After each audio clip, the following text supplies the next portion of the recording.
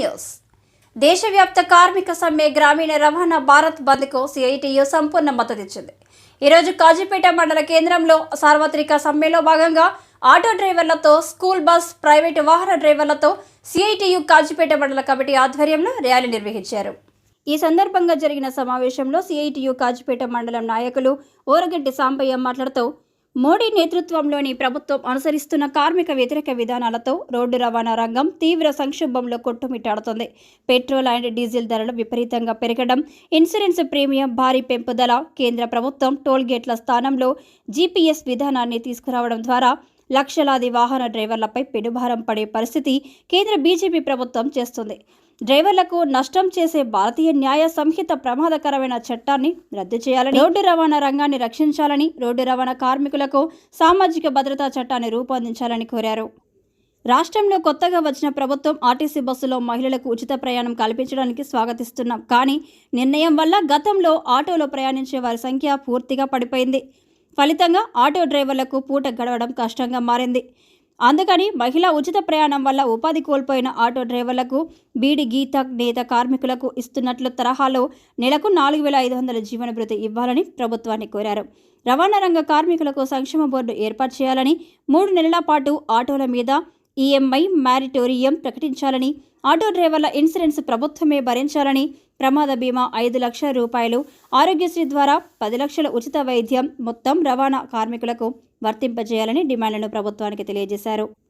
ఈ కార్యక్రమంలో మండల నాయకులు Jampala Ramesh, Prataparudra auto union, Venkatapur auto union నాయకులు మోట్ల నర్సింగ్, పొన్న సంతోష్, బూకే శంకర్ నాయక్, బొట్ల యాదగిరి, బట్టు వెంకటేష్, సమ్మయ్య, 100 మంది డ్రైవర్లు పాల్గొన్నారు.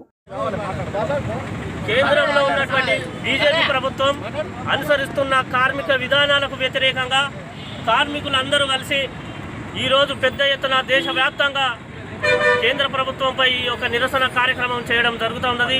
ఈ యొక్క సార్వత్రిక సమ్మెకు వచ్చేసినటువంటి ఆటో కార్మికులకు, డ్రైవర్లకు, ప్రైవేటు బస్సు విద్యా సంస్థల డ్రైవర్లకు అందరికీ కూడా ప్రత్యేకంగా ధన్యవాదాలు. ఈరోజు కేంద్రంలోని బీజేపీ ప్రభుత్వం కార్మికుల హక్కులను 29 కార్మిక చట్టాలను సవరించి 4 కోడ్లుగా తయారు చేసింది. దానిలో దుర్మార్గమైనటువంటి చట్టాలను అది మార్పు చేసింది. ఏ విధంగానంటే కార్మికులకు హక్కులు లేకుండా ఈరోజు యజమాన్యాలకే హక్కులు ఉండే విధంగా చట్టంలో పొందుపరచడం జరిగింది. కనీస వేతనాలు అమలు చేయడం లేదు. ఈరోజు ఆటో డ్రైవర్లకు, క్లీనర్లకు, బస్సు డ్రైవర్లకు ఒక సంక్షేమ బోర్డును గవర్నమెంట్ ఏర్పాటు చేయాలి. కానీ ఆ సంక్షేమ బోర్డును కూడా ఏర్పాటు చేయకుండా కార్మిక హక్కులను కాలరాస్తున్నటువంటి పరిస్థితి ఈరోజు ఉంది.